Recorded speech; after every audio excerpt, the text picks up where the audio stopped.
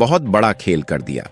असल में देखें तो अगर रूस को छोड़ दिया जाए तो इटली, जर्मनी और कनाडा जैसे देश भारत को वीटो पावर देने से साफ इनकार कर रहे हैं और उनकी तरफ से यह कोशिश की जा रही है कि भारत को वीटो पावर ना मिल पाए, जबकि उन्हें यह बात मालूम है कि भारत को रोकना उनके बस की बात नहीं है।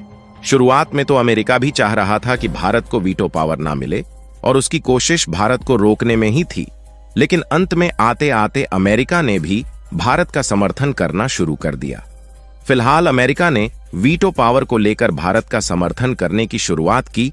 उसके पहले ही रूस, चीन और भारत ने मिलकर एक बहुत बड़ा खेल कर दिया और भारत के द्वारा उठाया गया यह कदम इतना बड़ा है कि इससे RIC एक्टिव हो चुका है, जिससे यूनाइटेड नेशन के पीछे पड़ने वाले देश अब RIC के पीछे पड़ने की होड़ में जुट चुके हैं।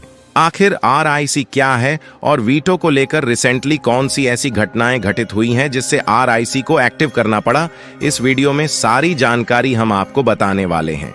लेकिन आगे बढ़ने से पहले इस वीडियो को एक लाइक करके चैनल को सब्सक्राइब जरूर कर लीजिए, क्योंकि यह आपके लिए 1 सेकंड का काम है, लेकिन इससे हमारी काफी बड़ी मदद होती है।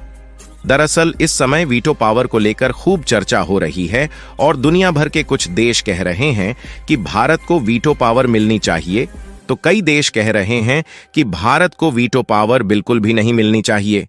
तो आखिरकार वीटो पावर ऐसी कौन सी चीज है जिसे पाने के लिए भारत पिछले कई साल से कोशिश कर रहा है और अमेरिका जैसे पश्चिमी देश हरगिज नहीं चाहते कि भारत को वीटो पावर मिले।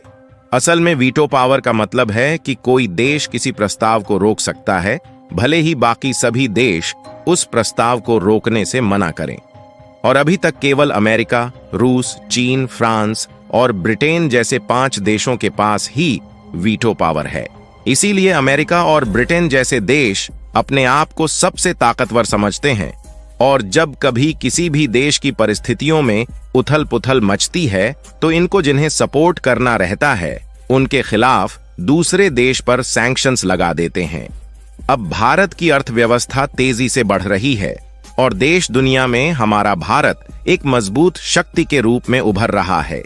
इसीलिए भारत UNSC यानी कि यूनाइटेड नेशन सिक्योरिटी काउंसिल में स्थायी सदस्य बनने की कोशिश काफी समय पहले से कर रहा है, क्योंकि अगर ऐसा होता है तो भारत को भी वीटो पावर मिल जाएगी और भारत को भी महाशक्ति बनने से कोई भी देश नहीं रोक सकता।